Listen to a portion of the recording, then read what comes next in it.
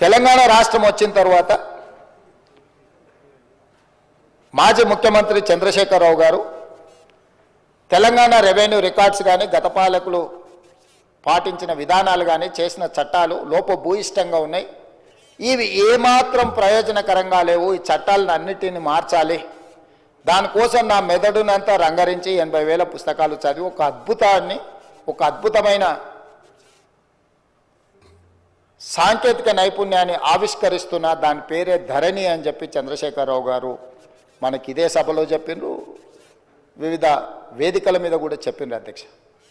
దీనికి సంబంధించిన కొన్ని అంశాలు నేను నిజంగానే ఒక మంచి చట్టం, ఒక మంచి ఆలోచన, ఒక సాంకేతిక నైపుణ్యాన్ని రంగరించి, ఎందుకంటే ఐటీ రంగంలో విదేశాలలో చదువుకొని వచ్చిన నా అంత ఐటీ నిపుణుడే లేడని కల్వకుంట్ల తారక రామారావు గారు, తెలంగాణ ఉద్యమకారుడిగా తెలంగాణ సమాజంలో ఉన్న సమస్యలను అన్నిటినీ అవసోపాన పట్టిన ప్రతి భూ సమస్యకు నేను పరిష్కారం చూపిస్తా అని మాజీ ముఖ్యమంత్రి వర్యులు కల్వకుంట్ల చంద్రశేఖరరావు గారు పదే పదే మాట్లాడుతూ ప్రస్తావిస్తున్నప్పుడు నేను కూడా ఒక సందర్భంలో భ్రమలకు లోనైనా, పర్వాలేదు ఈ విషయంలో అయినా మాజీ ముఖ్యమంత్రి గారు, మాజీ ఐటీ శాఖ మంత్రి గారు ఒక మంచి విధానాన్ని తీసుకొచ్చి ధరణి ద్వారా శాశ్వతమైన సమస్యల్ని పరిష్కరిస్తారని, ఆ ధరణి నిజంగానే వీరు కొత్తగా కనిపెట్టినరేమని ఈ సందర్భంగా మీ ద్వారా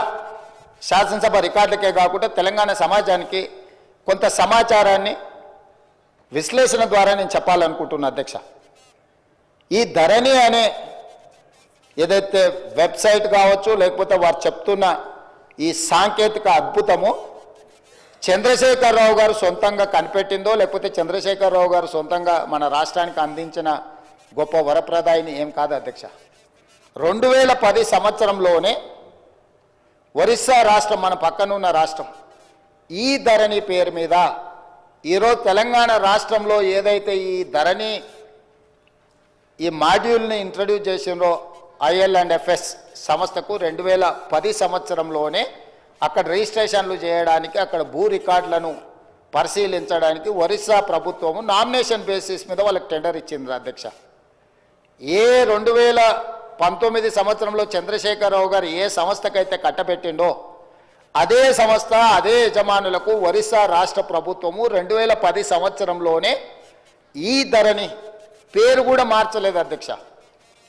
నువ్వు ధరణి అన్నావు, వాళ్ళు ఈ ధరణి అన్నారు. ఎందుకంటే ఎలక్ట్రానిక్ రిలేటెడ్ ఇష్యూ కాబట్టి ఈ ధరణి పేరు మీద 2010 సంవత్సరంలో ఒరిస్సా ప్రభుత్వం ఆ సంస్థకు అప్పచెప్తే 4 సంవత్సరాలు నిర్వహించిన తర్వాత కాగ్ ఏం నివేదిక ఇచ్చిందంటే అధ్యక్ష, 2014లో అసలు ఈ ధరణి ఈ రిజిస్ట్రేషన్ సాఫ్ట్వేర్ లోపాలను కాగ్ నివేదిక బయటపెట్టడం కాకుండా ఎలాంటి కాంపిటేటివ్ బిడ్డింగ్ చేయకుండా వాళ్ళకు నామినేషన్ బేసిస్ మీద ఇవ్వడం మీరు తప్పు.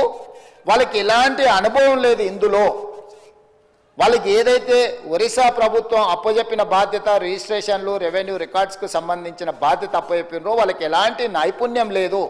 ఇలాంటి నైపుణ్యం లేని సంస్థకు, లోపభూయిష్టంగా నిర్వహిస్తున్న సంస్థకు మీరు ఇవ్వడం 100% అని తప్పుపట్టడమే కాకుండా NIC కేంద్ర ప్రభుత్వ రంగ సంస్థ అయిన NICకి ఇలాంటి సంస్థల్ని మీరు అసలు పక్కన పెట్టి వాళ్ళకి ఇవ్వకుండా వీళ్ళకి ఇవ్వడం తప్పు అని చెప్పి కాగ్ నివేదిక ఇచ్చింది అధ్యక్ష 2014లో.